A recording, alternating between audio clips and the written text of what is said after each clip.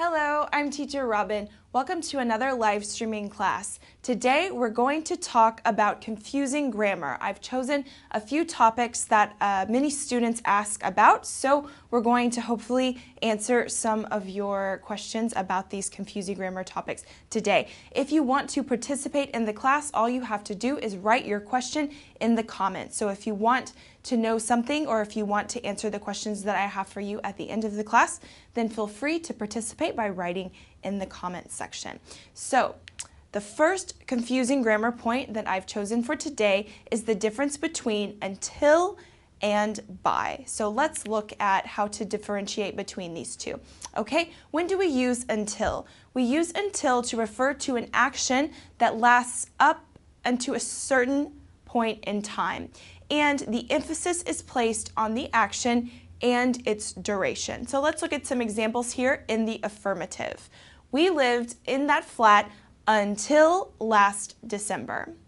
Let's wait until it stops raining. And I worked until 8 p.m. Now let's see some examples in the negative. Details will not be available until the end of February. You are not going out until you have finished your homework. So see how these examples, they all talk about a specific point in time. Okay, so now let's look at by. With by, the emphasis is on the moment that the action ends rather than its duration. Okay, it does not express any concept of the duration of the action or event. So we actually don't know how long it lasted, only when it finished. For example, will you be able to complete the work by the end of this semester?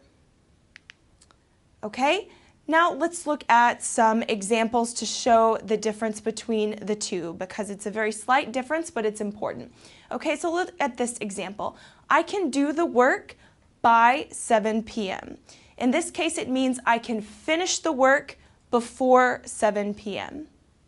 Okay, and I can work until 7 p.m. means I am available to work until 7 p.m. but not after that time. Okay, so do you see the difference here? I see we have some people joining us.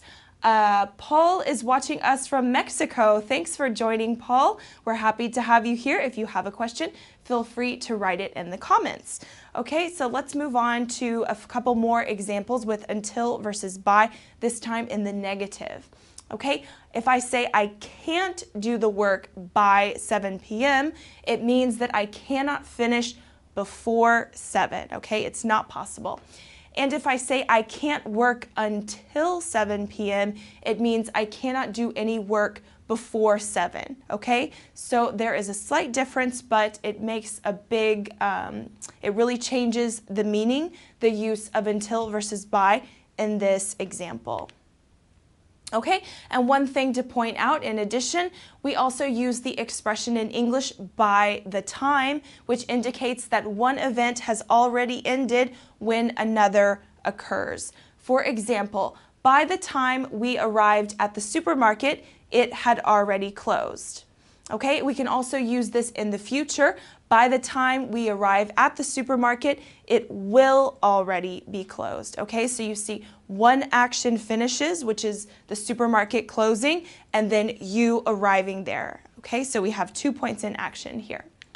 So we have just learned until versus by. Hopefully that's clear. And now we're going to talk about the difference between yet, already, and still.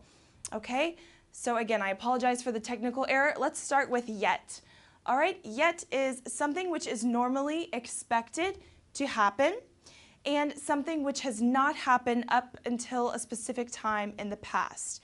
Okay, so we use yet with questions and negative sentences, and we often use it with the perfect form, so present perfect, past perfect, etc. Okay, so let's look at some examples. Have you eaten yet? No, not yet. Another example, has Mike left for work yet?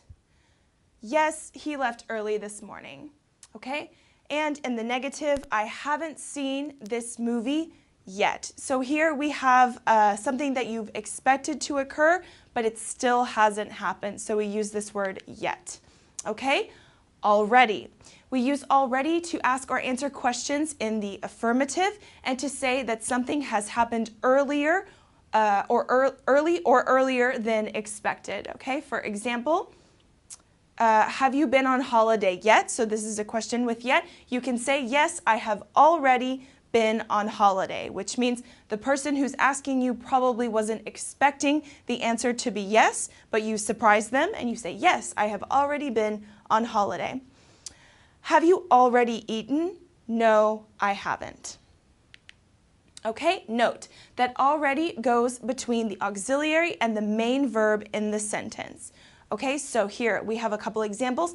She has already eaten her dinner. So here we have the present perfect has eaten, and we put the already in between the auxiliary and the main verb.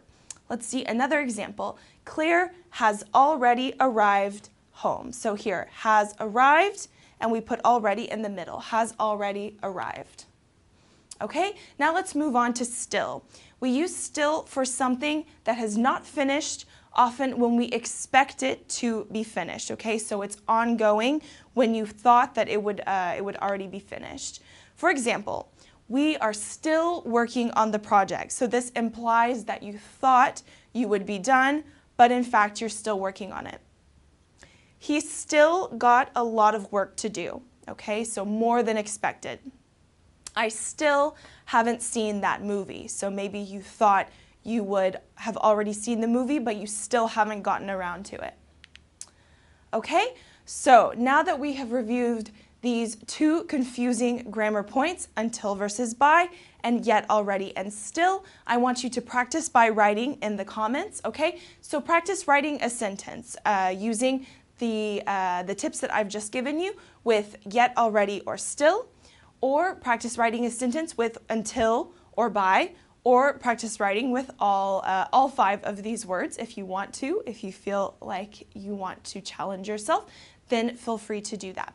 So as you are writing your answers, let me tell you a little bit more about our course here at ABBA. We have a complete course from beginners to business level. Our course has 144 units, and each unit features a short film, a video class explaining the grammar, and then exercises to practice all of your skills, reading, writing, listening, and speaking. So it's a complete course, and you can study from your home computer, from your mobile phone, or from your tablet. So it's very flexible. Your progress is saved on all of these devices when you study from one device to another. And if you want more information about our course, you can go to abbaenglish.com, and there you can find more information about all of the different plans that we have available for you.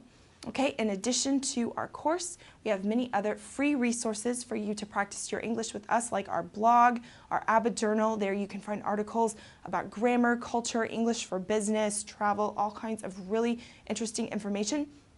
And we are on all of the social media networks, Facebook, Twitter, Instagram, and YouTube, so you can find some really good, useful short videos on YouTube and Instagram. For example, we post daily on those websites, so it's a really good way to practice your English with us every day, to learn something new every day.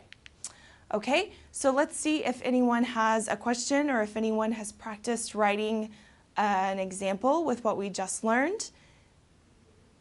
If not, for the time being, that's fine. I encourage you to keep writing your answers in the comments. If you want to think about it or watch the video again and then write in the comments, then feel free to do that. The video will stay on our Facebook page, so if you click on the video section, you can go and see all of our previous classes.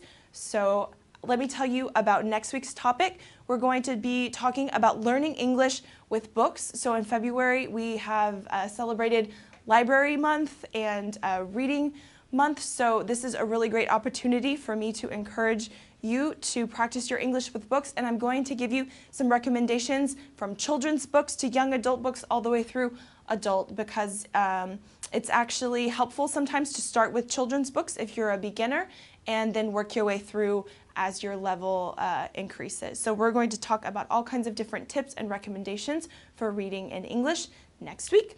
So I hope this class has been useful for you to clear up some of your doubts on confusing grammar points. We want to make this a series, so if you want to recommend another confusing grammar point, I really don't understand the difference between this and this, or something else, then please let us know in the comments. Yes, okay. Oh, great. We have another question. Somebody asked, can we use already with the present simple? Normally, no, because we use the present simple to talk about habitual actions, like every day I go to work. So already is something that you do before expected. So you wouldn't say I go already to work. You would either use it in the past, I already went, or you would use the present perfect, I have already gone. Okay, so it's not normal, it doesn't sound natural to use already with the present simple, but that's a very good question, Mal. Thank you very much for asking. Okay, so if there are no more questions at this time, then I want to thank you for watching, and I hope you can join us next week. So take care, and we'll see you next time.